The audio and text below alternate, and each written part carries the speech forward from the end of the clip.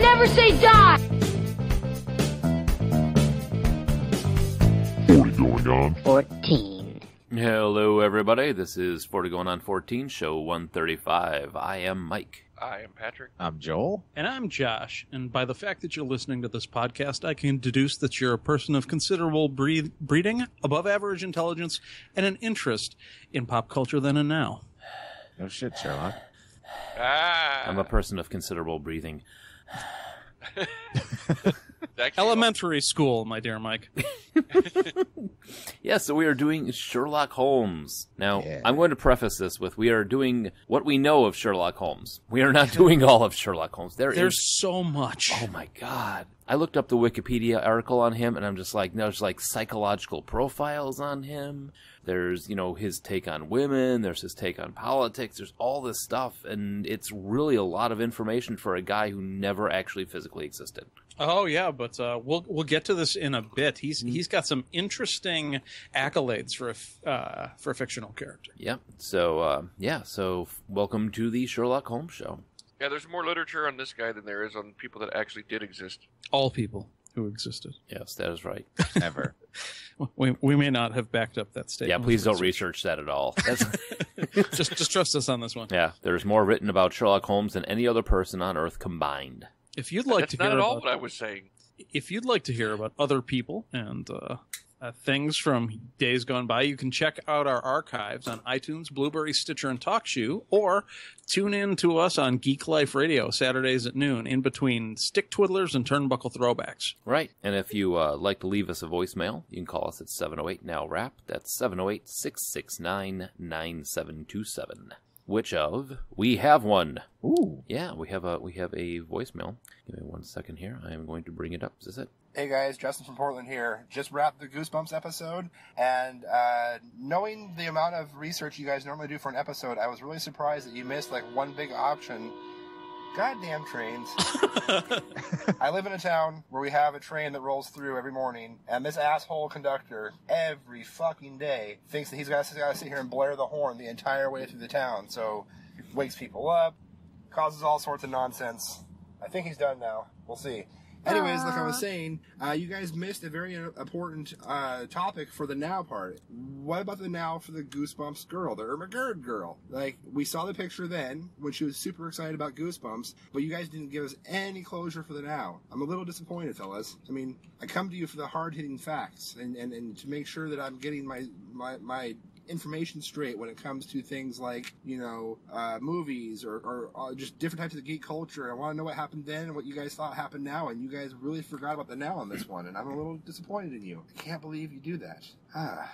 Anyways, boys, love the show, love what you do, keep up the good work, and I can't wait for your next episode. Well, thank you. Yeah, I can actually address that meme, the Burks girl meme. There have been a couple of times when someone has posted a picture claiming to be the same girl in the photo, and I think they've eventually nailed down who it actually was, but before someone was able to prove that she did weird characters for like pictures back in the day, and this is who she is now. There's like one, it's like, Irma Gerd, I'm hot. That was a fake. Like, it's real easy to do that search and find 3 fakes for every real now of that particular meme. Well, so I'm gonna go with this one.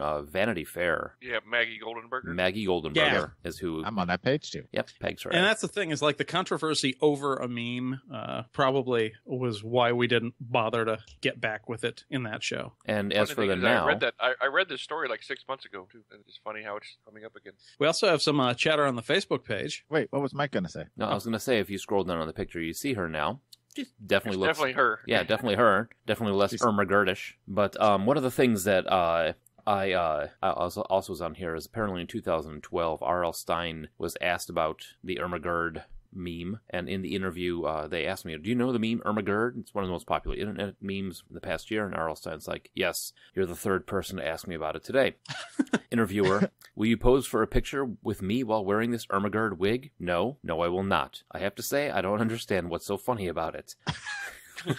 She got cute. She looks kind of like Zoe Bell, the stunt woman / actress that Tarantino likes to use in Hateful Eight, for example. Well, and I think the point of the story is that she was actually fairly cute back then. but she was doing a character. She like made herself up to look like that. Yeah. That wasn't her like daily appearance back in the day. She was just being a goofy teenager. Armageddon cosplayer. All right. So, Josh, we said you had some Facebook chatter this week? Yeah, it looks like biggest. We don't have any direct messages, but we have a post on the Facebook page from Karen saying, "I dropped a Knuckleface Jones reference yesterday. No one got it, but I thought you guys would be proud." Aw. Someday, Knuckleface Jones and Stone Snagglepuss and Mr. No-Nose will be known across the world. Thanks, kids. You know what I'm curious to know is, like, what was your reaction? Was it just like a awkward chuckle, or was it kind of like the Cold Stone, we don't know what the hell you're talking about silence? Well, there's so many different pop culture references. I think that if someone dropped something like that, I would just like pretend to get it. Like, I oh, saw that. Yeah, I'm obviously out of the loop on this one. I don't want to be left out. Yeah, Knuckleface Jones. It's hilarious. But that is how we go. Let's keep going with that. All right. So, what do you think, Josh? Is about that time? Oh yeah, this early on a Saturday, it is definitely about that time. That's right. So I got a new coffee mug. Just tossing this out. I've seen that we are actually recording at like 9 a.m. on a Saturday. And I thought this was a new intro. No. This weekend, coffee mugs. No, this is me building up the chatter while I find it. Stalling for time. Stalling while for you're time. looking for the bumper. Right. Either way, this coffee mug I got, I poured. Now, normally, you guys know me with coffee. I poured my coffee into it. It literally took half the pot to fill this thing. Damn. I really like this coffee mug. Nice. All right. You need that much coffee at instant access. Right. Oh, Your yeah. bladder will love it too. Well, later. All right. Anyway, here it is. This week in music, movies, and TV. And elementary sports. All right. Yeah. So, this weekend, December 4th, 1985, it's the release of Young Sherlock Holmes. So, music. On the week of December 4th, 85, the top song of the country was I'm Your Man by Wham! Followed close behind by Whitney Houston, Saving All My Love for You, See the Day by D.C. Lee, and Good Heart by Feargal Sharkey? I don't know. It was in What the the- list. I've never heard country? either one of those last two. This country? Yeah. I just pulled up the top charts and it was like number 4 on the list, and I was like, "What the hell is that?" I bet you he got the UK chart. Now, with the exclamation point, are you always supposed to say it? Wham! Yeah, According to Deadpool. according to Deadpool, yes. Okay. Sean Feargal Sharkey, born in 1958, is a singer from Northern Ireland. Oh, With a name like Farragle, I'd have guessed that, yeah. Yeah, he Ireland was- or Scotland. Lead vocalist of the pop punk band The Undertones between the 70s and 80s. I'm willing to bet Joel I grabbed the wrong UK chart. chart. Oh, Grab the UK charts. The top songs in some country. yeah. yes. Well, we're talking about young Sherlock Holmes. He's English. So. Oh, there you go. It's topical. In his. Nice cover. Yes. Yeah. Oh, he worked with Madness for a while, too. Nice. Cool. Okay. See? Can't wait to see how the rest of this goes. He only had music. Okay, so also in December, Steve Vai, Greg Bissonette, and Billy Sheehan joined David Lee Roth in his first post-Van Halen outing as a solo artist, sing with Eat 'Em and Smile. That was 85. That definitely seems like the type of crowd that David Lee Roth should be keeping. Yeah, they got together in December and then released Eat 'Em and Smile in July. So I feel bad for Steve Vai in that group. Billy Sheehan is awesome, man. What's wrong with Billy Meh. Sheehan? He's a hell of a bass player. Meh. Oh, stop it. Can Blue you- Murder was a good band. Meh. Right. So while Patrick is grunting, we'll go on to movies. Casino knocks GoldenEye off as a top movie in America. Both amazingly good movies. You think so? Silence? What? Casino is. You yeah, didn't like Casino is, yeah. GoldenEye was fun. The game was better from what I hear. Yeah. Movies released this week include Rumpelstiltskin and, holy crap, I know, dude. TTDIDWYD, the acronym of the year. Yes, that's Tiny Tim's Dixon Dallas with Young Deadpool. What? Wow. Oh, I like you, Deadpool. Tiptoe through the penis. That is obviously things to do in Denver while you're dead. It Obviously. was not 85. Hmm? Things to do in Denver when you're dead was not 85. You apparently pulled 95. Whatever. This is why we don't record All in the of this morning, was folks. 95, Right here. and I was going to roll with it, but Did I? Yeah, dude, it's Father of the Bride Part 2, man. none of this Whatever. was, this was It's all only 95. 95. This was all 95. Hey, man, I've been awake for... I'm Shut up. pulling the How about UK that? charts. Oh, You're it's too pulling early on a Saturday. 1995. Holy All crap. right, fix this in post, Mike. No! this weekend, 10 years after, it's the 10-year anniversary of This Young weekend- Sherlock Holmes. Mine was Whatever. actually 85, even though it was a UK chart. This whole tweet is just messed up. All right, so knowing what you know now, Well, the folks, we're just sports going are to... 85. And hopefully 100% they're for the sports are United 85. States, too. Let me look at the TV. Is the TV? Uh, No, the TV's in 95 too. Okay. I was thinking, I'm like, GoldenEye in 85. Wow. Okay, that was whatever. when Roger Shut Moore up. was still doing it, or Timothy Dalton. Hey, shut up. So, and Father of the Bride 2 also came out in 95. Robert Whatever, Parrish, skip- director yeah. of Casino Royale, starring David Niven and Peter Sellers, died on December 4th. That is a really underrated movie. Oh, Casino Royale. Yeah. Yeah. I love that movie. So I was David wrong. Niven, Peter Sellers, and Ursula Andress. It's kind Yeah. of hard to. So apparently I was wrong. That weed actually sent you forward in time. All right, by so 10 years. Fire up the flux capacitor here real quick. TV on 1995. The top shows are ER, Seinfeld, Friends, and Caroline in the City. The TV miniseries Anne of Green Gables, starring Megan Follows. Yeah, I guess that's right. Megan yeah. Follows? Oh, Yeah, that's I right. just got really It was confused. I'm like, Canadian. what was before? Premieres on December 1st. On December 4th, the Today Show becomes the highest-rated morning news program and will remain so until 2012. And all of those things happened in 1995. Right? I'm guessing in 2012 the Today Show got bumped off by The View. Maybe. Oh, probably. That's just a completely unsubstantiated guess. Like in a drive-by. Yes. The View. Barbara Walters had her gat. That's a weird machine. God. All right, so sports in I will 19... fire at you with my rifle. Yeah. Sports 1985 in the United States. On December 2nd, the Chicago Bears head coach Mike Ditka and defensive coordinator Buddy Ryan come to blows on the sideline in a loss to the Miami Dolphins. The Bears' only loss of the season on the way to the championship. That is like one person I would never want to get into a fist fight with. Even now, Mike Ditka. Buddy Ryan? I know. I mean, that he just doesn't care, I don't think. On December 7th, the 51st Heisman Trophy went to Bo Jackson of Auburn.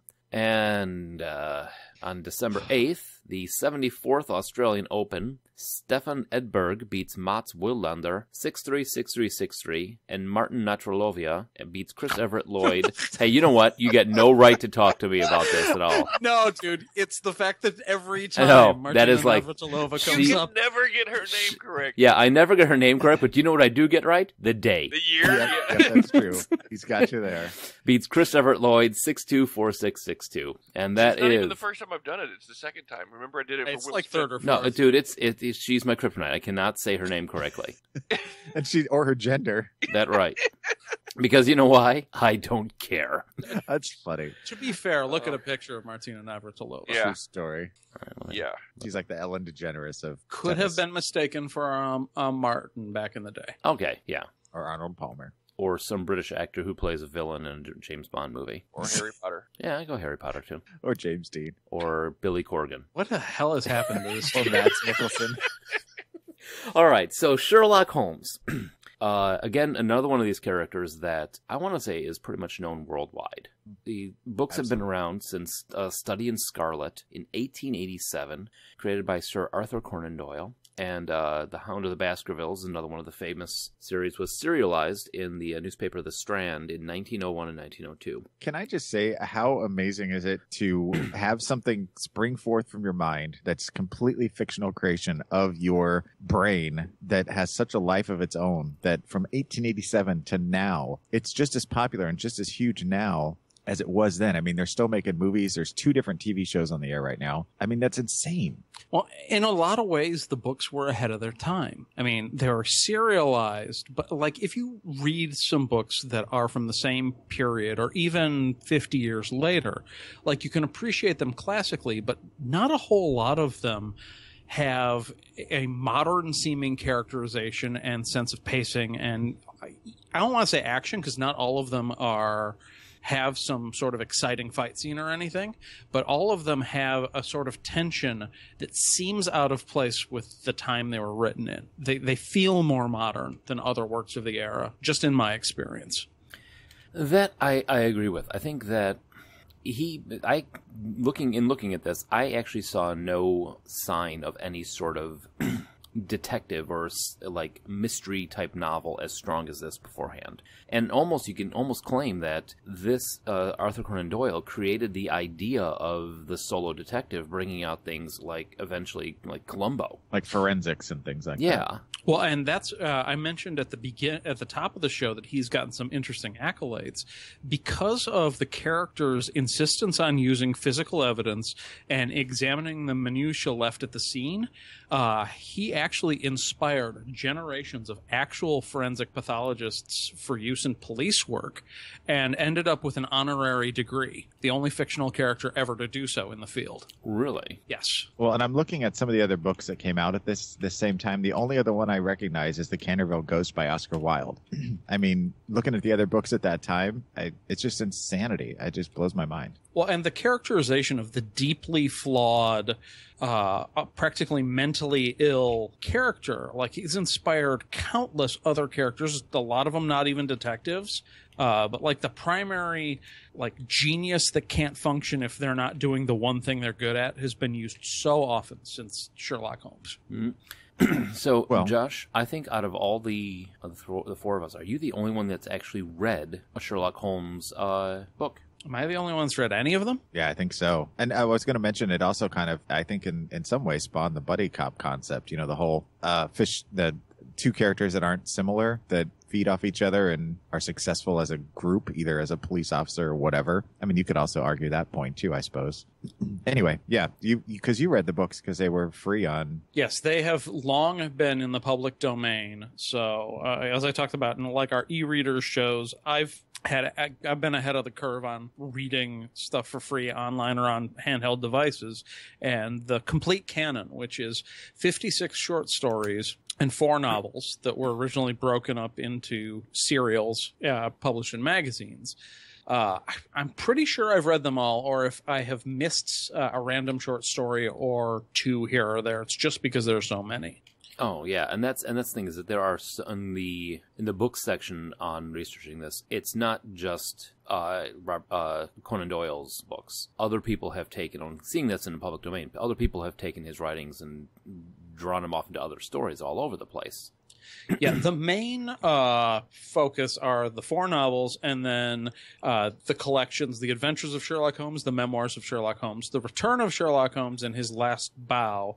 And then you've got the Case Book of Sherlock Holmes, which gets us into like the late 20s. Yeah. So, Josh, what did you think of when you read them? What's your I was take on on the a books? kick of all of a bunch of public domain classic works, and these gripped me from the beginning. I was shocked even at the time at how modern seeming they were. And there's always the big ones. There's a few elements that in any Sherlock Holmes story, they decide to replicate certain things from the canon. You're always going to have a retelling of The Hound of the Baskervilles. There's almost always going to be a reimagining of Professor James Moriarty. Very often, you're going to have the only woman that Holmes ever really considered, Irene Adler.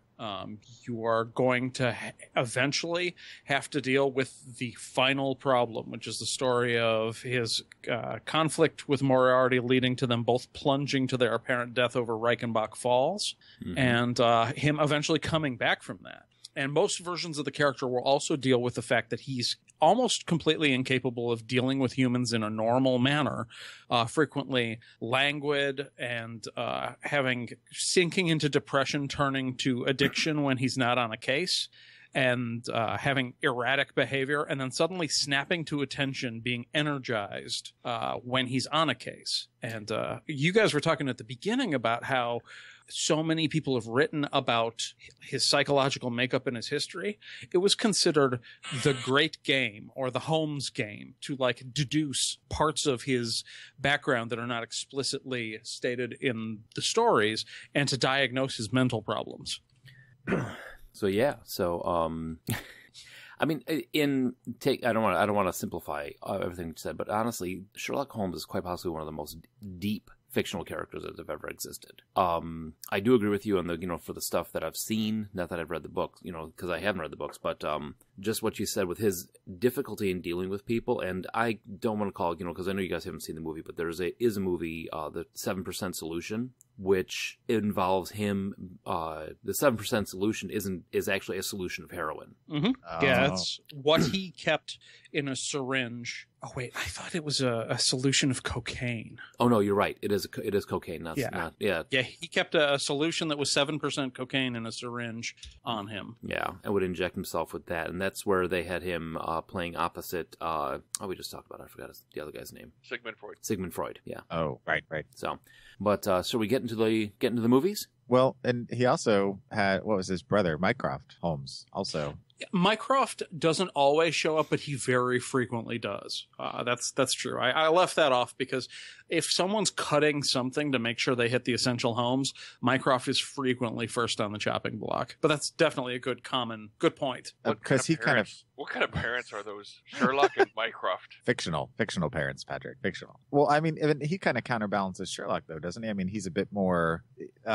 He can interact with people normally. He's a bit more normal. Not in every interpretation. Sometimes he's less socially capable than Holmes. Oh, that's what about saying in the something. books?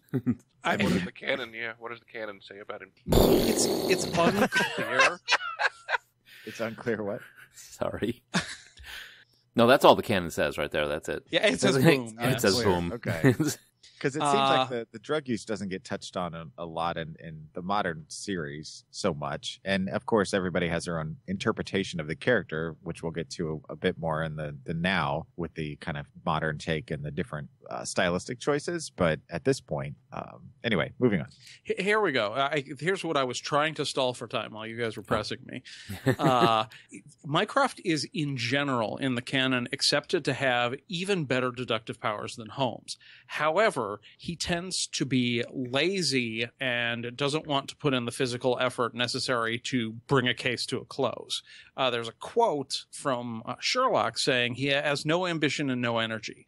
He will not even go out of his way to verify his own solutions and would rather be considered wrong than to take the trouble to prove himself right. And I'm trying to see here. Oh, that's right. I was trying to remember who played him in the modern series, but we'll get to that later. So, anyway. So after a while, they're like, hey, you know what? This would make a great movie. Yeah. So in 1938, I posted in the show notes, and we should post it on our Facebook page also, but somebody drew a picture of what they thought Sherlock Holmes looked like in this, Piaget, I think is the guy's name, 1904. And then Basil Rathbone was born, and they said, you look just like this picture. This is why Basil Rathbone has become the face of Sherlock Holmes in the movies, because he literally is what Sir Arthur Conan Doyle envisioned as his... Kind of like Daniel Radcliffe in Harry Potter. Yeah. Even though... Just like the book. Yeah. Even though he wasn't the first person to play Holmes. I mean, you had films in the silent era going back to the 20s, like when the books were still being written. Yeah, but I mean, we're talking about like the first... I mean, because when you think of Sherlock Holmes... I mean, well, actually now it might be kind of difficult because you think of Sherlock Holmes, you got 5 or 6 choices. Right. But, like in the 80s earlier, before the new Sherlock Holmes, the Guy Ritchie movies came out, you think of Sherlock Holmes, that was the face that popped into your head. Oh, sure. Absolutely. So, 1938, he was cast as Sherlock Holmes for 20th Century's Fox, The Hound of the Baskervilles. And Nigel Bruce was chosen to play Dr. Watson. Another great casting for it, because you think, think Dr. Watson, you think portly gentleman, gray mustache, and that. And they both fit the bill perfectly. They shot 14 movies, ending with Dress to Kill on this one. But I think, how many of us watched Hound of the Baskervilles? I have years ago. Yeah, I watched it in high school, and then I watched it again for the show, because I hadn't seen it since then. Yeah, I watched it for the show, because I haven't seen it forever also. Which, something else that's cool is pretty much all these movies are free on YouTube. Yep. And they're pretty good. It's not like somebody pointed the camera at the television. Which you do come across that. Yeah, there's a couple I discovered there's more than one studio out there that puts a lot of the old black and white movies up for free, like remastered too. So they look... you can tell they've been restored. There's some work that's been done to them to make them actually viewable. So. Oh yeah, but in this one, it's The Hound of the Baskervilles, The Curse of Baskerville Manor, The Curse of the Baskervilles. Sherlock Holmes gets called out to come and find out what happened to the senior Baskerville before his son comes to take over the manor. This all takes place in the moors. And I think Joel commented this. They're really casual with like, hey, let's have a seance. Okay, cool. Yeah, they're really casual. He's like, because the one character's like, my wife dabbles in the occult. And so that's why she was out late last night in the cave. And yeah, they're well, like, I mean, hey, back let's then, have a seance. Back then at that point in time, I mean, it was kind of pop culture-y to be doing like the whole seance and Ouija boards and, mediums and things like that. Absolutely. Spiritualism was the rage from the late 1800s all the way up through the Great Depression. It's one of the reasons you hear about Harry Houdini when he wasn't practicing magic, going around trying to prove those people as frauds. Nice. Which is an interesting... He was like the precursor to James Randi. Yeah, he was a big-time debunker. Well, it's an interesting thing, though, from our perspective, to look at it then and go, wow, because now, I mean, it's acceptable, but it's not like, there's a bunch of people at a party like, hey, let's go have a seance. All right, Oh, I'm glad I wore my seance shirt. Right, exactly. It would, I mean, especially for, like, socialites, it was very accepted back then. I mean, it wouldn't have been anything weird for somebody to be like, let's pull out a Ouija board at a party. Well, and what's kind of interesting about this film adaptation is that Watson kind of takes the lead in a lot of ways. I think kind of at Sherlock Holmes is nudging so that he can do his side work unnoticed. But it's interesting to watch Watson work because they present him as a bit of a tutor, or not a tutor, a student. Yeah, I mean, I agree with you on this because it's like I was expecting more Sherlock in this. There really was not as much Sherlock Holmes in this one as I was expecting. A lot of it takes place with John Watson interacting with the people at the Baskerville Manor, and then Sherlock suddenly, haha, it's me. What was he? He was the crazy old dude that was trying to sell stuff. Yeah, it's me, the crazy merchant all along. Sherlock Holmes has been dressed up, kind of like wandering around on the peripheral, observing all this stuff. This is now on my list of books to read because I want to find out what happened, because I know there's got to be more. Right. What's going on with Sherlock the whole time this is going on. But over the years, there have been a lot of people that have played Sherlock Holmes, including, Josh, you had suggested about the silent films, Buster Keaton and Sherlock Holmes Jr. Also, Christopher Lee has played Sherlock Holmes. Robert Stevens. Now, I tossed this one in here because it's kind of a weirder movie. It's called, from the 70s, it's called The Private Life of Sherlock Holmes. But in this one, Christopher Lee plays Mycroft Holmes. So cool. Also, a made-for-TV movie where Roger Moore played Sherlock Holmes. And his mole. Yes. And this one I need to see now because Frank Langella has played Sherlock Holmes, and I think I may have seen it also. I don't know. There's so many movies I don't recall seeing. That's the only one where Sherlock Holmes was a villain. And an angry villain.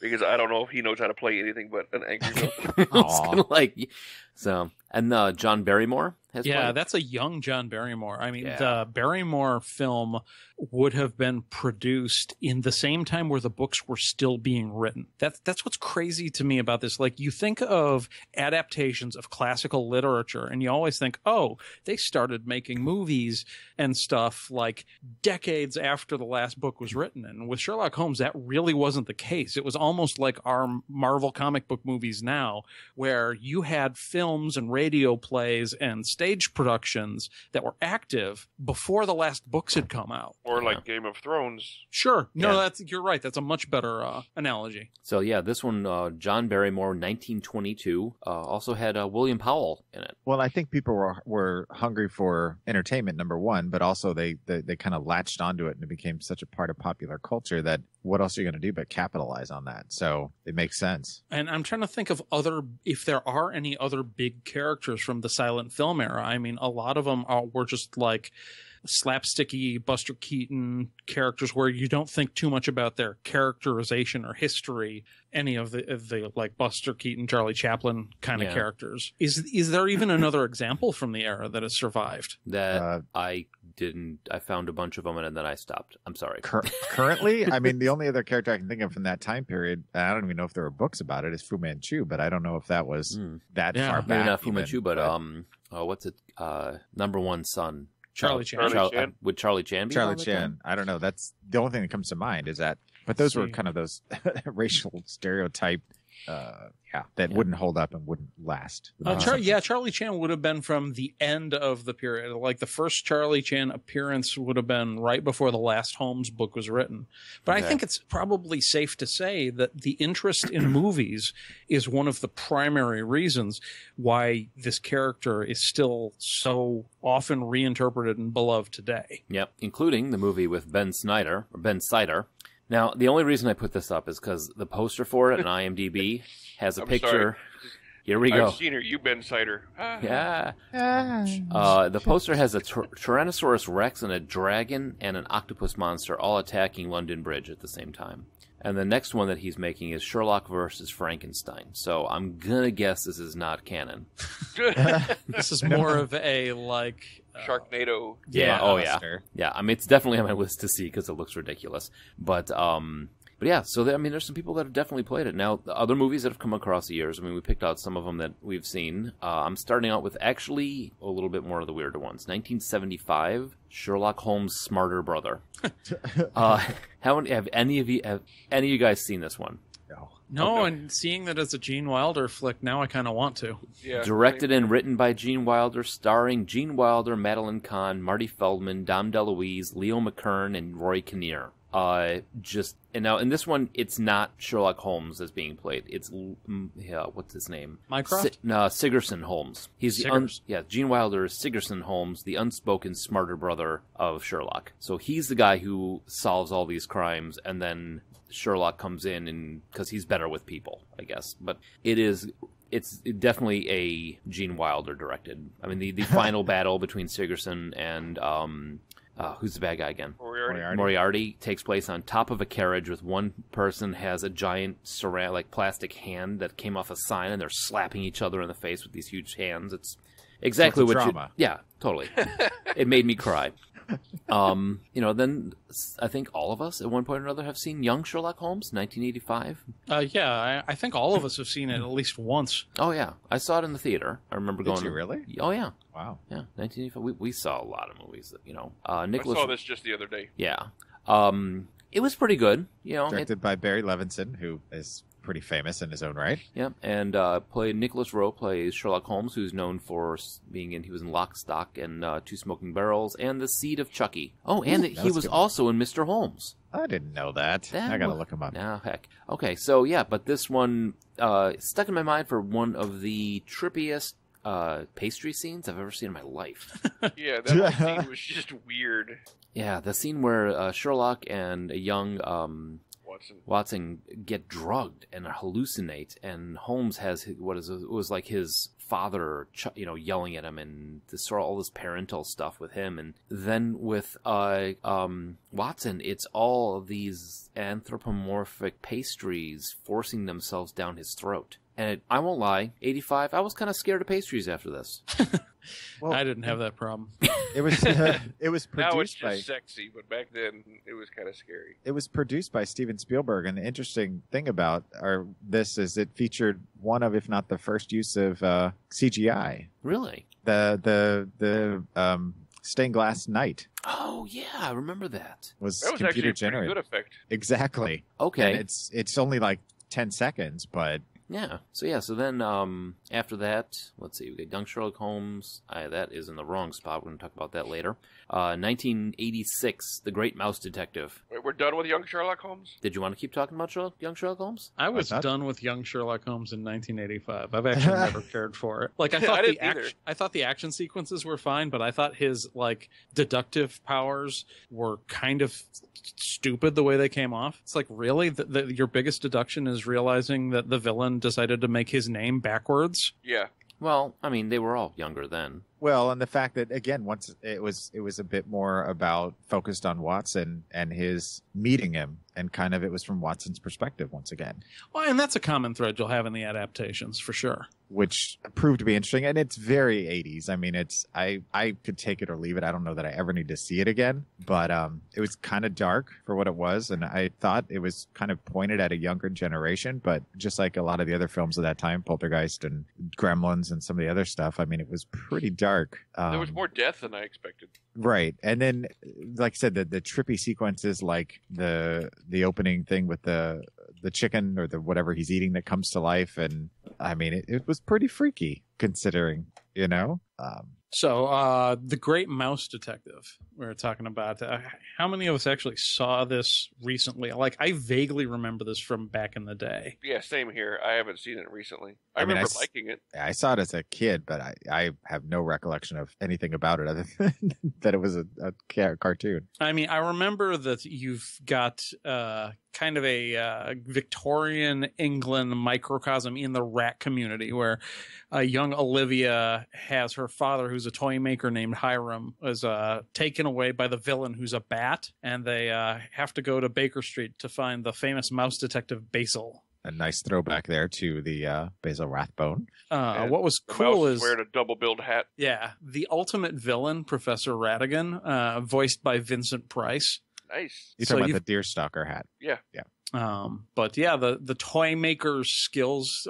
Professor Ratigan has got all these like clockworks. His big plan is to make a clockwork Queen of England and take over all of England. I do remember this now that I'm looking at some of the stills from it, and also it's kind of neat. I was looking at the cast list, and it looks like there was a soundbite of Sherlock Holmes at some point during the film, and they used Basil Rathbone's voice for that. So again, nice throwback to. Oh yeah, I'd forgotten about that. Like Basil of Baker Street is actually a mouse who lives in Sherlock's house. Yeah. And you see like the silhouette of Sherlock Holmes wandering around at some point in the movie. Yeah, it's been a while since I've seen it. Did you remember? I'm sorry, you guys know I had to run away, take care of something real quick. But did you guys enjoy this one? Oh, we were just talking about how we hadn't seen it since none of us have seen it recently. Oh, okay, yeah, no, I saw it. I saw it a while ago, yeah. But it's your musical. It's Disney. It's very Disney. You have Ratigan as probably a really good villain, as the rat who does not want to be called a rat. Right. Lots of nods to it. I'm like, Basil is the name of the mouse because of Basil Rathbone. Of course. Every single one of the names in the coincides to even Toby, the name of the dog that's in this, is the name of a dog from one of the stories. But I tossed it in there just because it involves, it's a detective wears a deer hunter hat. It ties in with the old series as well. So that's kind of neat that they paid homage that way. Yeah, the Deerstalker and the I don't know if he had a pipe, but yeah, he had a pipe. You can smoke in Disney movies back then. Everyone was smoking. He didn't even have to be on fire. Oh boy, here comes the dark time. On to Without a Clue. All right, now. How many of us saw this ever? I saw this back in the day. Okay. Yeah. How many saw it this week? After your glowing review? No. Yeah. None of us wanted to rush out and see it after your... Okay. If you were to tell me there is a Sherlock Holmes movie coming out and it has Michael Caine and Ben Kingsley. Dude! Right. That's why I went and saw it in the theater. Yeah, I know. I saw it in the theater too, and I vaguely recall stepping out of it and going, what? I mean, this should have been called Sherlock Holmes Just Paying the Bills. Because... Well, I mean, it's a spoof about the idea that... Holmes, they're kind of reversing the characters where Holmes is a bumbling fool because it's not really Holmes, it's an actor hired to play him. Right. Yeah, it's the idea that Ben Kingsley plays Watson, and he plays him. He's the person coming up with all these solutions because in his social circles as a doctor, it's not really accepted. Nobody buys that he's, as they tried to put it, he's the crime doctor. At one point he fires Michael Caine and tries to go out on his own, and nobody will take him seriously. But it is, just 80s, terrible, just not good. Too much slapstick? Well, not just too much slapstick, but there's one scene, Michael Caine is up on the roof of, like on the back porch of the room that he's in. Somebody has sawn off the rails, so he leans on the rails, flips forward, and the back of his coat hooks on the points on this wrought iron fence. Now he's hanging out the window, right in front of Ben Kingsley's bedroom window. Ben Kingsley looks up when the screaming starts, and they literally do one of those like double takes with Ben Kingsley.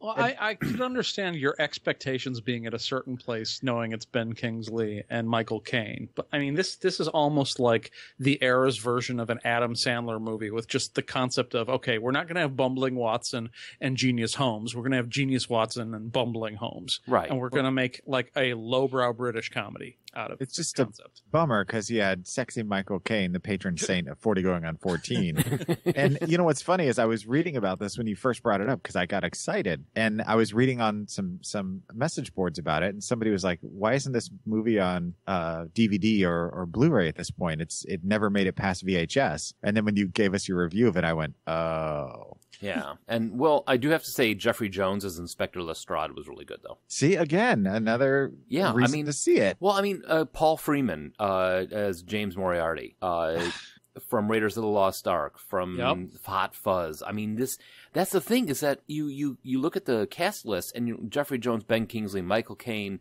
Paul Freeman. Trying to think who else. Either way, those four right there, you should be like, wow, that's a pretty good cast. I think that's a great cast, and this is what comes out of it. I'm going to jump on blame the director. Let's see what else he did. Tom Everhart. I was just going to look it up. Oh, yeah. He's known for Captain Ron, Night of the Comet. Right. And I mean, with that cast, you want it to be serious, not a Sherlock Holmes spoof. Right. I think if they had done it with Gene Wilder and Dom DeLuise. Yeah. So maybe it would have made more sense. It would have definitely made more sense. All right. So after this. Oh, boy. I can't wait to hear about this one. All right. Sherlock Holmes in the 22nd century. Is this a cartoon? This is a cartoon. Now, this takes place after Moriarty and Holmes have their battle at Reichenbach Falls. They fall to their death, quote unquote death, into the waterfall below, and then it kicks forward to the 22nd century. They find Holmes frozen. It's okay. What? Oh my God! I just looked it up. This is a Fox Kids 1999. Yeah. With take every negative connotation that idea, a Fox Kids cartoon from 1999, and apply it to this, and you are correct. No, wait! You got to hear the theme song. Ready? Sherlock Holmes.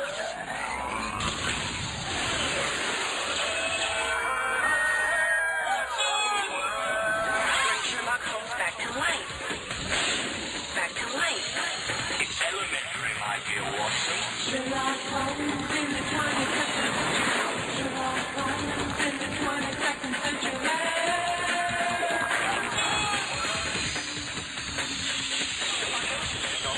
That's really. I mean, we finished watching the opening titles, and then Suzanne turned to me and she goes, "Are we really going to do this?" I mean, we could have written that theme song after a sub run. Sherlock Holmes in the 22nd century. It's. But you gotta have like a backbeat. Yeah. You gotta have. Oh God, what's his name? Firestarter doing the backbeat. Prodigy. You gotta have Prodigy do the backbeat on that. Yeah, this is Sherlock Holmes. This is pretty close to the second worst Sherlock Holmes adaptation that I watched. Oh wow, God, that I mean, and when they take Watson's head and they put it on like a robot, they're like little robot. It only lasted one season, and it was like maybe. So they both happen to be 400 years old. Well, like Moriarty's a clone. But all three of them are. Oh, that's the dumb. That's the dumb. That is the best way. Yeah, they're working for New Scotland Yard with a like great granddaughter of Lestrade as their supervising officer. Yeah. It all sucks. No, it's terrible. And apparently in the 22nd century, they have bridges from building to building, and everything is covered in neon. But it's produced by Dake Entertainment. Yeah, this is one of the like late 90s cartoons where they were starting to experiment with throwing random CGI into cartoons. Yeah. So they use the CGI stained glass knight from Young Sherlock Holmes. In the 21st century. Yeah, 2 seasons, 26 episodes of this. Good Lord, sweet baby Jesus. Yeah, it's really terrible. Not good. They didn't even have like a great voice cast going on here. Yeah, I'm looking at the voice cast. I'm trying to find any redeeming feature on this whatsoever, and there's so many dead links on this that they're like, I don't even want people to know that I was involved with this. Like the two leads are Gilbert Gottfried and Flavor Flav. Not even that good. That would be a step up. For the makers of Without a Clue comes Sherlock Holmes in the 21st century. Oh my God. All right, now something else that came from these. The only voice actor in the entire thing is Kevin Pollak. He's just doing every voice. Josh, you added board games, 221B Baker Street, and the Master Detective game. Well, the Master Detective game is 221B Baker Street. It's a subtitle. Oh, okay, I unfortunately have not played this. Really? You're like the board game master. Well, I wouldn't go that far, but I have a lot of them. But I know I've I have not played this one, so. I mean, it's a deduction game. You've got all the other... each player is trying to be Holmes, matching wits with everybody else. It's sort of a run around the board meets Clue type game. You got to collect clues from every location running around London. You've got a little checklist similar to Clue. Okay. So is it, I mean, how is it like with the running around London? Is it like Scotland Yard with that? Where you're chasing someone down? A little bit, but not quite. That's not like the focus mechanic. It's Is this the one you were talking about that there's not a whole lot of replay value? No. That's a modern game, which we're going to talk about in the second half. Okay. This is much more of a clue style board game where you've got a checklist and you're trying to run around getting clues and eliminating possibilities. It's like, okay, if I'm here and I find out it's this, then it can't be this, and to get the solution before anybody else can. Seems like the character and the storylines would set themselves up well for game adaptations, but I suppose we'll talk about that more in the second half. But well, speaking of which, there's a company called Tree Frog Games that does something called A Study in Emerald. Is a game based off of, combines Call of Cthulhu and Sherlock Holmes that is based off of a book written by Neil Gaiman. dude, that sounds amazing. Yeah, I mean, the main difference between 221B Baker Street and something like Clue is you've got different cases where Clue is always Mr. Body died, run around, figure it out by sharing information. This is running around getting different clues and piecing it together before anybody else can. But there are 20 different cases. Okay. Yeah, first published in 1975, and there have been tons of editions. Huh, wow. Yeah, all the way from now up to 2014. Okay. Well, I mean, this is also one of those games where people can write, like, homegrown portions of it also. You can definitely alter, just write your own adventures on this and then just publish them online, couldn't you? Oh, yeah. I mean, if you were to take all of the cases that have ever been written for any edition, you'd have a total of 180 different ones. Oh. Jeez. So I'm going to have to pick this up. So there's some replay value also, yeah. Definitely. All right. Now, any other, before we step into break and go to the now? I wanted to mention a strange off novel adaptation. It's only notable because of who wrote it. I don't know if you guys are familiar at all with Twin Peaks. Yeah. Most people think of one half of Twin Peaks, David Lynch, but there's a series of novels written by Mark Frost, the other half of the duo, that is Holmes inspired. Frost. I should have written it down. It's The Game of Six. No, the List of Seven. Oh, are they actually doing a movie? The List of Seven is written by Mark Frost, and the main character is actually Arthur Conan Doyle. Oh. And Arthur Conan Doyle, in this particular instance, is a character very much like Watson. He's brought into a case. They've got a lot of people of the time, of the late 1800s. The famous spiritualist Helena Blavatsky.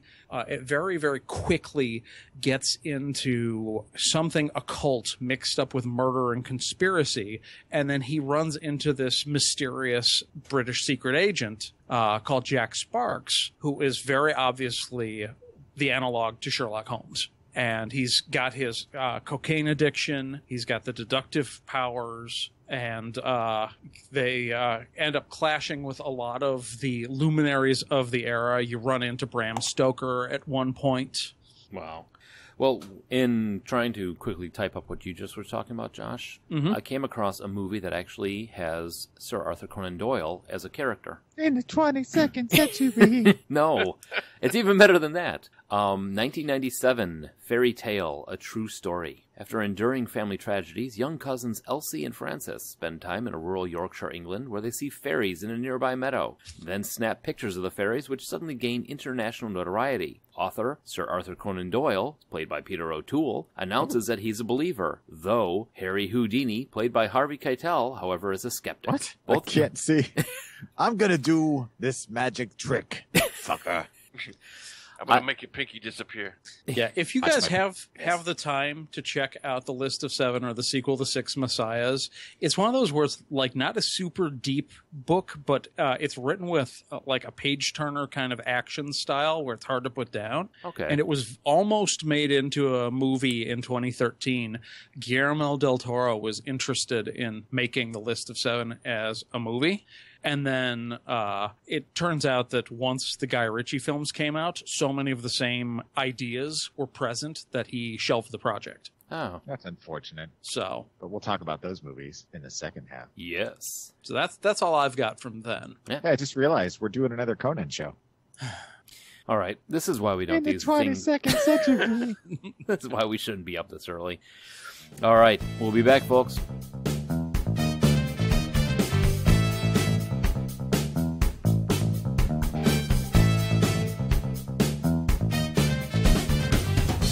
Elementary, my dear Brown. That's a terrible lead-in. Yeah, it really is. Especially, although it's worth talking about because we didn't say this in the first half. That's kind of like a play it again, Sam. Where Elementary, my dear Watson, never stated once in the 60 canon works. I thought it was once. Nope. Elementary, my dear Watson, appeared in an Agatha Christie book later that was inspired by Sherlock Holmes. He frequently said his conclusions were elementary in nature, and frequently called Watson my dear Watson, but never together in the canon work. Josh read Agatha Christie too, so Yeah. something that we didn't miss because there's just so much out there, but something I thought of when I came downstairs that I just wanted to mention real quickly is that along with the films, the books, and like the radio plays and whatnot, there was also comic strips and comic books. There was 3 different strips that appeared in American newspapers starting in 1930, and then of course the comic books started. I mean, I don't even know how far back here looking at the list, but I mean it's been another series of adaptations that have been going pretty much for as long as the films have, for the most part. So yet another branch of media that is affected by Sherlock. Yeah, and with that revelation, I think Patrick and I were kind of both right, where it's got like the Game of Thrones thing where it's huge and the works are still being written, but it's also got the reach and cultural like penetration of something like the Marvel universe. That's crazy to me. Yeah, just one character that a guy came up with when he was hanging out one time, wrote it down, poof. So we ready to get into the modern movies, starting with probably the Guy Ritchie stuff? Yeah. Excuse me. So let's see. It was 2009 when Robert Downey Jr. kicked in as Sherlock Holmes and the Guy Ritchie, with Jude Law, Rachel McAdams, and Mark Strong as Sherlock Holmes, with John Watson, Irene Adler, and Lord Blackwood, who was the villain. A totally different take on Sherlock Holmes, I think. Well, this Sherlock Holmes is much more fisticuffs and physically able to take care of his own self. Well, and that's very clear in the books, but not as much in the other movies.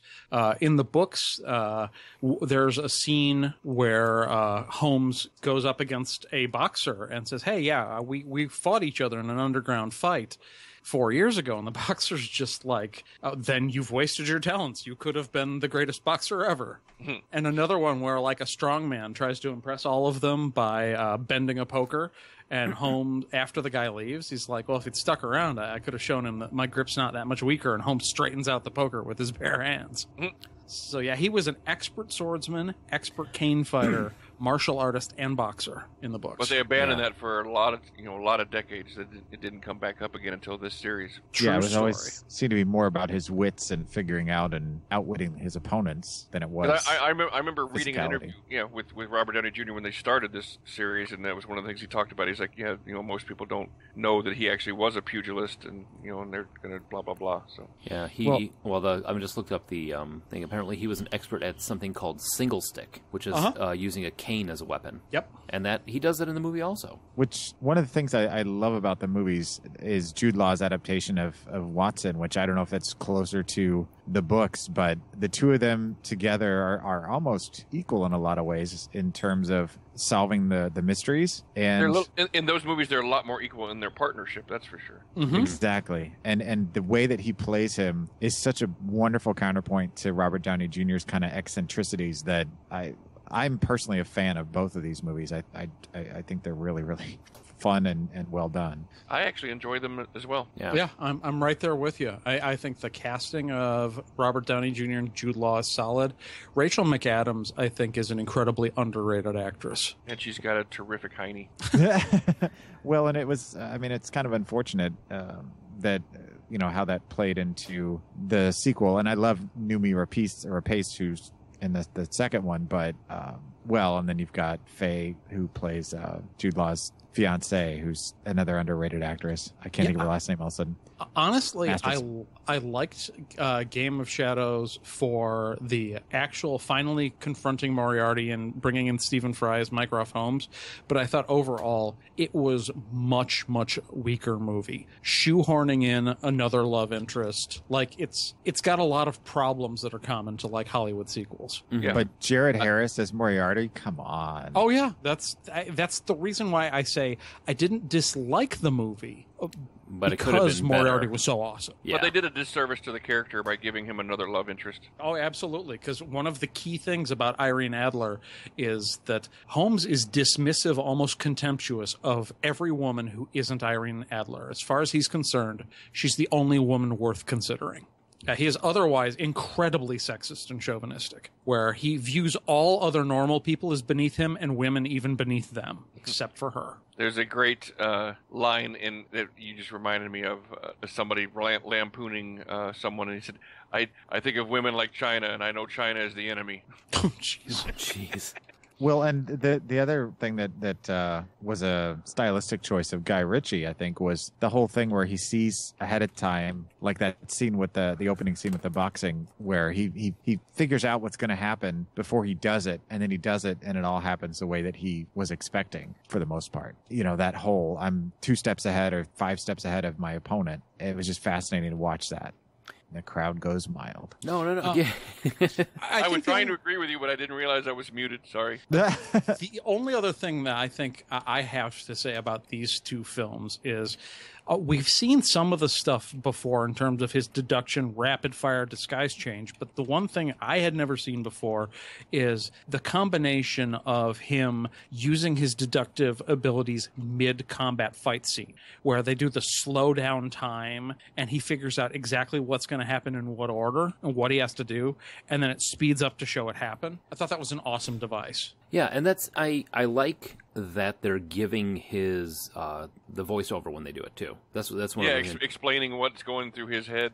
Yeah, and then hit to the solar plexus. Then this happens, then this happens. It's like that sort of thing. I think is very cool. I like that. And also someone I forgot to mention, but Eddie Marsan as Inspector Lestrade. Oh, is also a really good casting for this.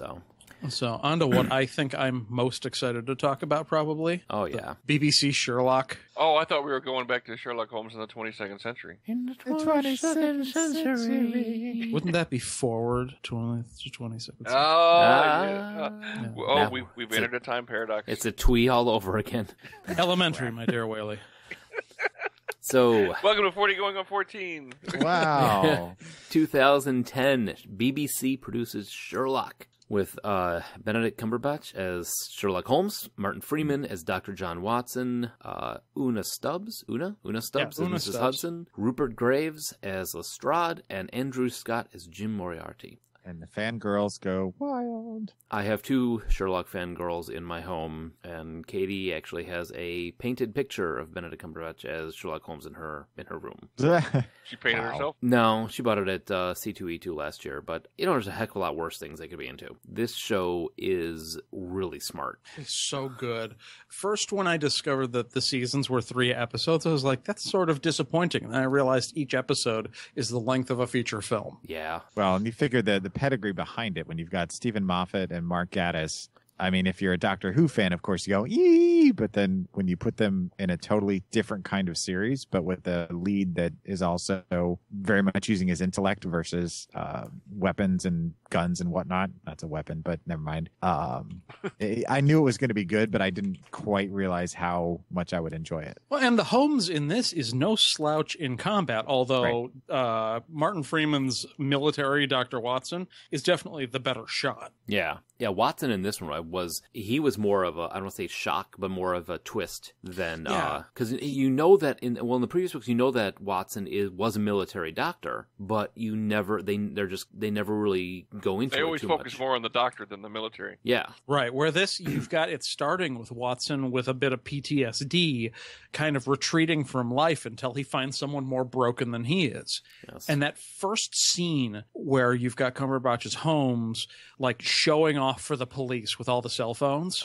It's like, as soon as I saw that, I was like, I'm totally in. I'm 100% behind this company. That was the point, because I initially was like, didn't know who Benedict was. I knew who Martin Freeman was. Like, the Hobbit? It's Watson? I love him as okay. Bilbo. Let's take a look. And Jim from The Office. From The Office too, right? I I have was a gonna confession say. to make. I've never watched The Office. It surprises me that that Martin Freeman wasn't on your radar until The Hobbit. Radar? That's my radar going off. I grew into being a fan of him after seeing The Hobbit. I never quite understood his appeal, but then seeing this, I mean, it just sealed the deal for sure. Yeah, the cell phone scene was I agree with you, Josh. Was also that point where I'm like, yeah, I'm in. I could do this. And Bennett, as the high-functioning sociopath, Sherlock Holmes, he's a lot more self-aware, I think, than any other one that we've seen before. Yeah, absolutely. And there's a lot of disagreement online of whether he actually is somebody with antisocial personality disorder or if he's just got Asperger's and is kind of a dick. Yeah, that's the same thing I was going to bring up too. I mean, because in this you get a very much more, at least in terms of in-show, unlikable character in a lot of ways, but that's just because of the way he talks to people and treats people. And the adaptation of Moriarty, I'm still trying to figure it out. It's crazy the way Andrew Scott plays him.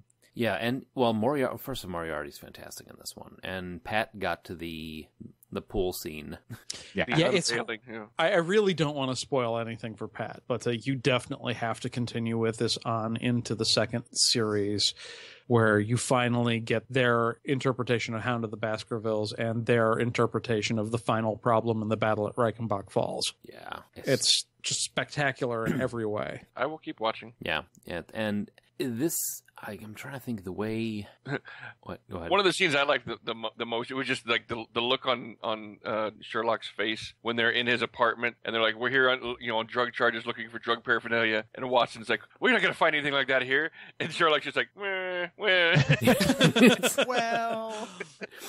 Well, and that's the thing. Is like, I like the interaction between Watson and Holmes in this one because Watson's broken too. Sherlock is definitely broken. Watson is almost holding up a mirror to Sherlock in this one and actually letting him know, because there's so many times where he will make a comment, like when he was talking to the lab technician and commented about her makeup. He literally has no clue that what he said was socially bad. Right. He doesn't. I think the interaction between the two of them is great because what Sherlock does in this one, there's times where Watson's just like, dude, really? And he has no clue that what he's doing or that what he's doing is not just normal stuff. It reminds me of something I've said a couple times to a couple people in the past. It's like, just because something is true doesn't mean it has to be said. Right. Mm-hmm. And, a character like that doesn't understand, that concept. It's like, it's just, this is true, so why not just say it? Like Sheldon from Big Bang Theory, another Asperger sufferer, sort of. Yep. He's enjoying every minute of it. Right. I have selective Asperger's.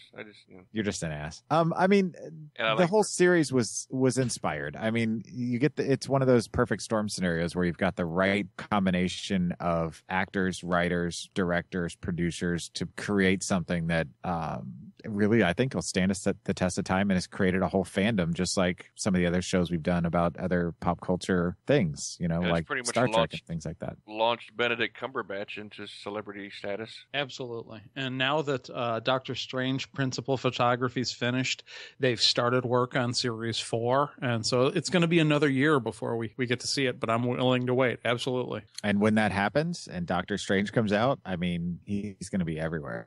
I mean, more so than he is now. I don't want to derail this conversation, but too much. But the pictures of him as Doctor Strange are just freaking amazing. Yep. Yeah. They did the most difficult thing in a comic adaptation. They took a classic comic book costume that would look kind of doofy in real life and made it look badass without betraying the original design. Oh, yeah. Well, and they didn't go the X-Men route and just make a bunch of black leather. Yep. Right. They didn't cop out on it either. So. Well, and they found the right guy to play the part. So anyway, All right, so on to the 2012 Elementary So series. sell me on this, Josh. I haven't seen any of these. Me either. Remember when I said that the Fox series cartoon in the 22nd century was the second worst Sherlock adaptation I watched? I was wondering when we were going to get to number one. Yeah, it's Elementary. Oh dear. well, but It's let's that bad, stop. huh? I like what you did there, though. That was cool. Well, hold on just a second, This is though. a good cast, though. Right, that's the thing. It's in its fourth season. You've got Johnny Lee Miller, who I think all of us can agree we've been a fan of in some regards since Hackers. Lucy Liu, Aidan Quinn. I mean, right there, it's enough to go, yeah, I should watch that. It's without a Hackers clue was all before over or after again. Train Spotting. What? Was Hackers was before. Okay. Yeah. The problem is, I think like, maybe part of it is that it came out so close in proximity to the BBC series. But, like, even Johnny Lee Miller, his portrayal of Holmes seems to be mostly sneering and scowling and occasionally just doing things we've seen actors do as Holmes 100 times before. And most of the deductions are less impressive than we're used to. Lucy Liu is underused. It's like, okay, you're instead of John Watson, you've got Joan Watson, and you've decided, okay, we've made the character female, and we're not going to do anything else interesting with her. We're done doing. It's like, That's the creative process. They're all in a boardroom and they're like, "Let's make her female." Yes, and we're done with that character. Let's move on to the next one. exactly. Yeah, it's like, that's development. We're just going to gender swap the character, and it pisses me off because they do that so often. Where it's just like, if you're a white dude character, you're going to have something else to differentiate yourself from all the other white dude characters, and then it's like, oh, that's the Asian guy, that's the woman. That it's Well, and That's get a what Chinese- differentiates her. She's not a man. She's a Chinese woman. That's enough. Moving on. well, I think Josh, I'm always there to knock the bar lower. Uh-oh. USA Network. Have you seen Sherlock? What? I have not seen Sherlock. It's spelled. I'm not joking now. It's on IMDb. Lowercase s, capital HER, lowercase LOCK. Sherlock. Oh God. Starring Helen Davies as Sherlock Holmes, Lisa Bunker as Joanna Watson, Cherry Lemonade as Mrs. Hudson, or as Mr. How is this- Hudson. how is Who the this hell not- is Cherry Lemonade? How the hell is this not Tyler Perry's Sherlock? Okay, before we completely move past Elementary, though, one of the issues I have with it, besides the performances, is the scripts are terrible. I want to make sure I hit their Hound of the Baskervilles episode, Okay. because I've been focusing on Baskervilles as one of the big cases. Right.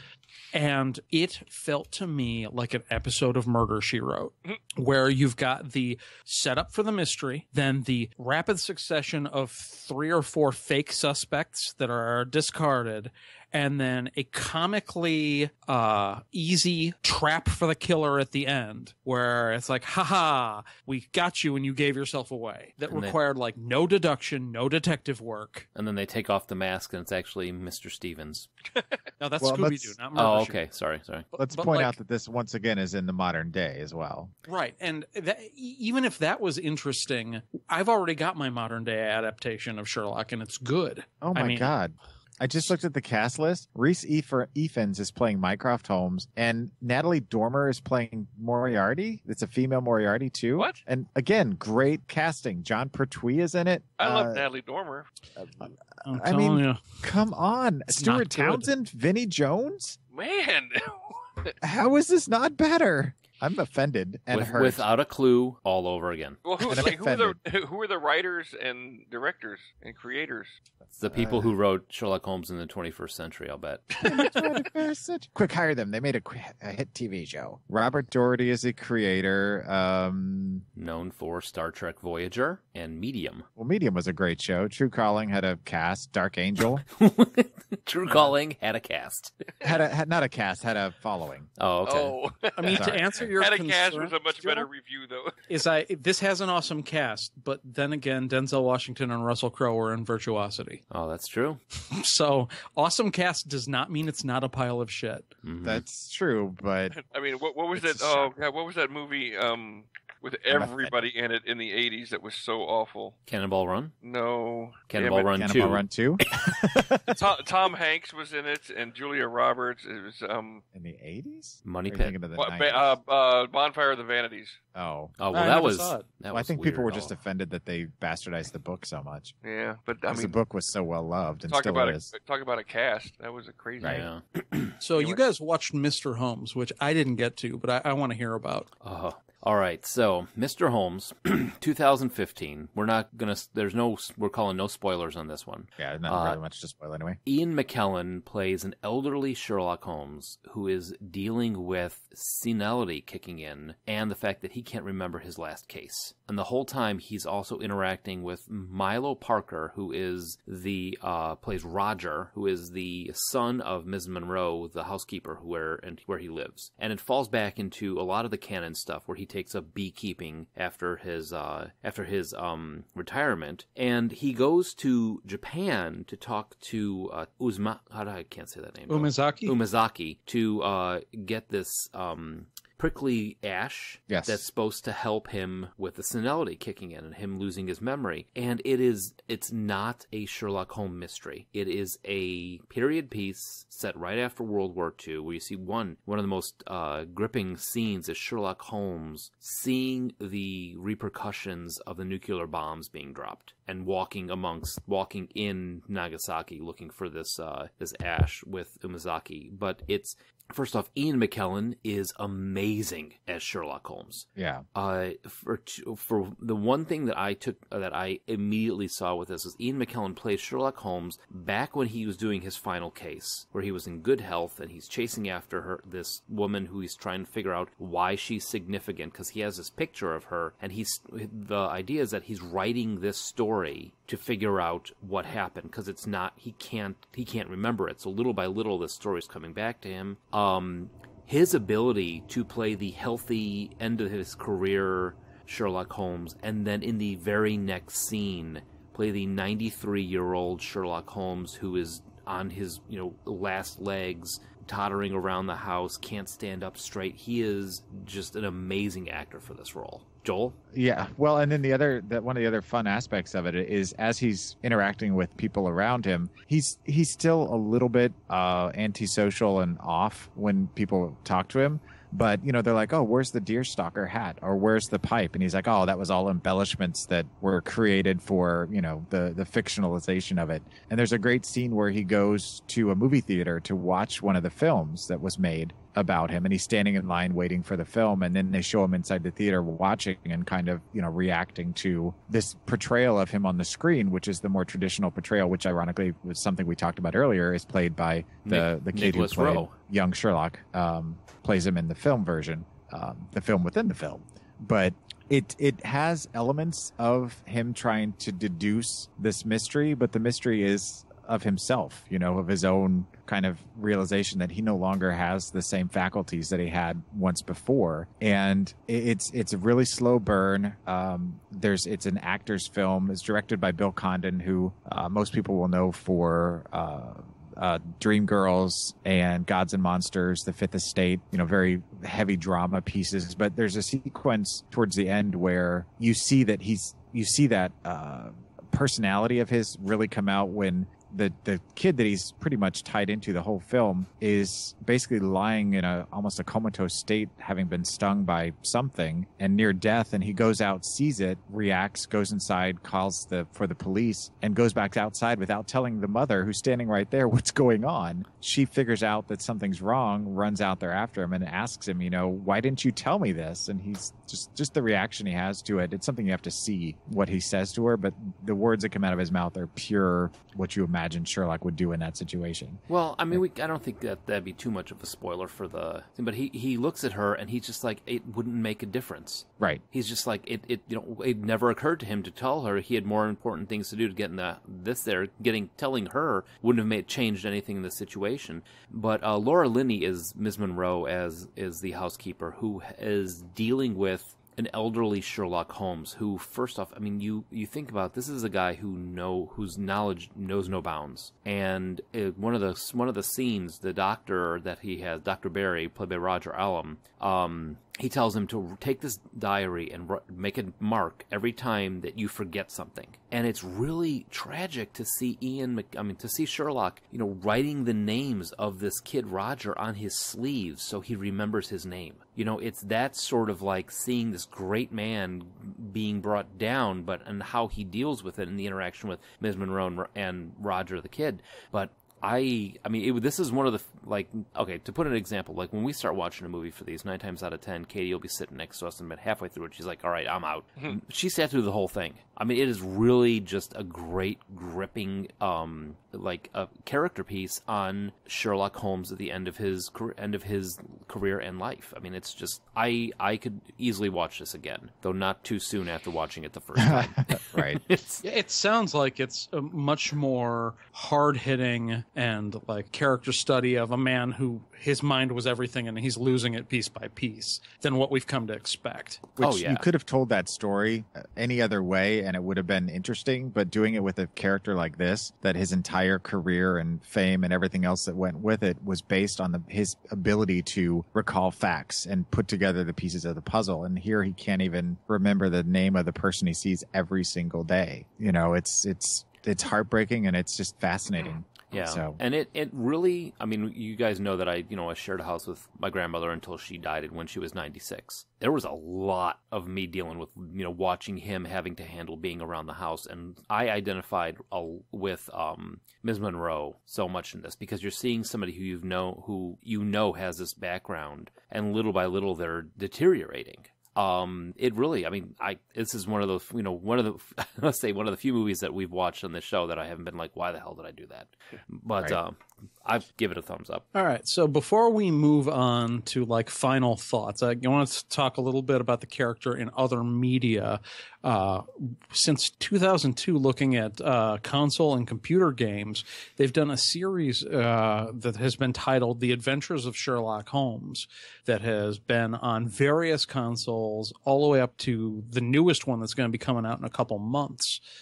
And I believe you have one of these, Mike. You've already played them. Yeah, I've been playing.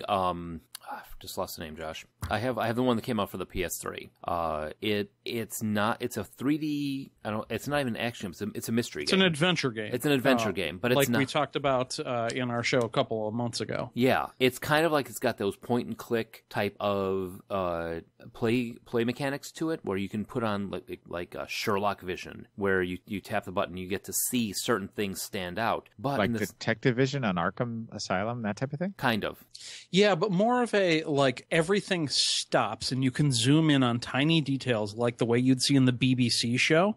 And then you can pick from a list of what is significant about what Sherlock is zoomed in on. And then it goes to full time, and your dialogue will be affected by what you've chosen to see as significant about all the little things that Holmes notices. Right. And then another cool play mechanic is the deduction points. Is it's whereas normally you would have like case notes. This, you go into the case notes and you're like inside his brain. So you see all these different nodes and the electrical impulses going across the brain. And you start off on this node and you have all the different categories, all the different things that you came across while doing the case. Like, these are the initials that was on the blood-stained notebook. This is what was on the napkin. This is what you saw on this. And you take two parts of that and you put them together, and then it'll light up and you go to another node. So you basically put something of the case together, and then you jump to the next logical sequence to it. Now, the one you played, Mike, was that Testament of Sherlock Holmes or Sherlock Holmes Crimes and Punishments? Crimes and Punishment. Oh, okay. Yeah. And it's not, if you're looking for an action-packed, crud, the Robert Downey Jr. type Sherlock Holmes thing. No, it's not. It's very much you're almost playing a book. I enjoy it. It's a very good game for like when you just want to chill and play a game. It's not anything that you're going to be, it's nothing running and gunning or anything like that. But right, it's more of the like Life is Strange, Walking Dead, like right. we talked about in the Adventure Game show. Yeah, very and much. There's so. a Basset Hound. Yes, I just was looking at screenshots. Sorry. Yeah. A Basset Hound. So, in addition to these, and I know there are other games in development where there is a little bit more Sherlock Holmes type combats, but since none of us have played them, I'm going to skip over those and get to a game which I haven't gotten to yet, but I am really looking forward to. This is the board game Sherlock Holmes Consulting Detective. The interesting thing about Sherlock Holmes Consulting Detective is it's got the case breakdowns very similar to 221B Baker Street, but instead of being kind of a generic clue style where you're solving the mystery by going around collecting the clues before anyone else can and just checking off boxes, this is a strong story narrative type game where you go and you perform the investigations, almost choose your own adventure style, where someone has a master case book that says what you discover when you go to the various spots, and then the players together are coming up with solving the mystery. I mean, it does limit the replay value. Basically, you can only, as a person, go through each case once because there is a single solution to each case. But people have lauded this game as the closest thing to feeling like a Sherlock Holmes detective, collecting the evidence, drawing your conclusions, and seeing if you're right of any board game in the genre, from Clue all the way forward. Do you think this might, or has this spawned like a fan base where they would write more adventures for it, like the other one? I think that is very likely. I mean, the game is pretty new. I'm bringing it up on Board Game Geek right now. Let's see. It's actually been around longer than I thought. It was first published in 1981 and was recently reprinted, it looks like. Okay. Well, that sounds, again, something that, I definitely want to check out. I mean, I love my board games. It looks pretty cool. It looks almost like a less complicated, a more complicated mystery, but less complicated scenario, how to host a mystery, how to host a murder kind of thing. Right. More board gamey and less performance. Less LARPy, yeah. Yeah, or like dinner party. But more the mystery's more complicated, and you don't have to dress up. So it sounds like a lot more up my alley than a right more how to host a murder thing. More Arthur Conan Doyle, less 22nd century. And these are cooperative games, which is a genre board game that I've always loved. The 82 edition comes with 1, 2, 3, 4, 5, 6, 7, 8, 9, 10 cases. Oh, nice. And it was the most prestigious board game is the German Spiel des Jahres, and it won it in 85. So I figure it was definitely worth talking about, although I would have placed it in then had I known. It's been so popular lately with the 2014 reprint that I actually assumed this was a new game. Cool. Wow. So So we got on Sherlock Holmes until later on in 2018 when Romeo and Juliet, Sherlock Gnomes comes out. Going to be played by Johnny Depp. Well, we're not going to talk about that. We're not going to talk about. Holy crap! I can't believe I just brought that up. I saw the original, but I have a traditional 40 going on 14 question, but since it seems obvious, I'm going to phrase it a little differently. Does anyone have a representation of Sherlock Holmes or Watson, the whole story, that they enjoy better than the BBC's Sherlock? For me, the answer to that question is no. But I'm curious if anyone feels differently, that there's something they like better than the Cumberbatch Freeman. I don't think I've seen enough of it yet to say that it would be my favorite because, well, having started with Basil Rathbone and then coming to enjoy and watching multiple times the Guy Ritchie adaptation, for now I'll go with the Robert Downey Jr. take on it. But I have a feeling once I delve into the later seasons of Sherlock, since I've only watched the first season so far, that would probably change. I think there's too much of a dividing line. Does that make sense? I love Basil Rathbone's Sherlock Holmes. I think it's amazing. I think it's just one of the best interpretations of it. But it is so far and cry different than Sherlock that I can't compare the two. I mean, for the then, I'm going to go with Basil Rathbone the whole entire time. For the now, even though I love Robert Downey Jr., I'm probably going to have to go with Benedict Cumberbatch. All right. How about you, Pat? My favorite was Michael Caine in Without a Clue. You're an ass. No, it's not. I would honestly have to go with Robert Downey Jr. simply because as much as I like Benedict Cumberbatch and as much as I like his acting, he just doesn't look like Sherlock Holmes to me. So for and maybe it's only because I've only been 3 episodes in, I just haven't gotten used to him yet. I don't know. Robert Downey does? A little bit more, yeah. I mean, weird. I feel the opposite. Yeah. I think I'm with you, Josh. I think Sherlock definitely looks more like Holmes would nowadays than what? Yeah. There you go. So what are we talking about next week? It's been a while since we've had a food show. Oh, yeah. We got to get down with some buffets. Oh. Definitely going to have to declare my my buffet strategy next week. Still my all-time highest rated Reddit comment, laying that out. Yeah, I am. As my father used to say, and I agree with him. No one should eat all they can eat, but I am definitely going to be beating that up this week. Yeah, let's see. I'm looking at a buffet near me, Hollywood Casino Aurora. Is this the look of a man who has had all he can eat? Yeah, you be here for an hour. You go now. I was waiting for that to kick in. Yeah, buffets. We That buffet at Hollywood, by the way, if it's still, I mean, it used to be really good back when I played poker there. I know it's got a 1.9 rating right now. Out of 20. 7. Nice. But yeah, I mean, we're going to talk about a new China buffet. We're going to talk about sweet tomatoes. Vegas, baby. Vegas. Yeah, we're going to go through all sorts of buffets, probably all the way back from like Ponderosa and Bob's Big Boy as a child. Yeah. Golden Corral. Yeah. Yeah, I mean, this is one of those, we talked about it. Didn't really seem like it would be a thing, but then we realized we had a lot of buffet eating. And for some of us, it's more obvious than others. To this day, the buffet. Yes. Oh my God, I'm going to have to go eat at Golden Corral. Ugh. Oh.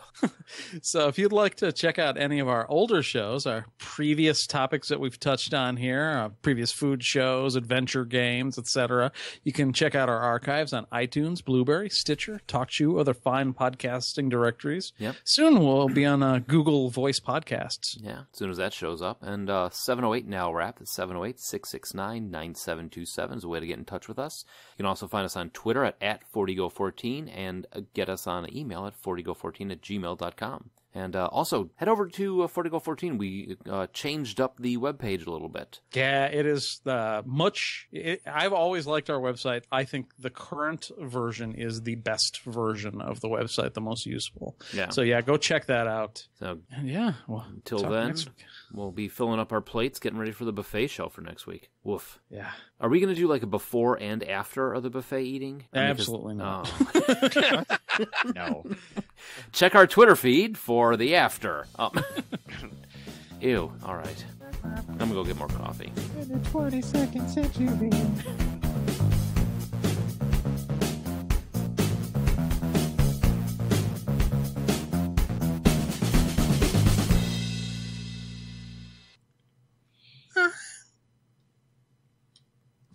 Did somebody just squeeze the chicken? That was supposed to be a clown shoe, but I ran out of hunk.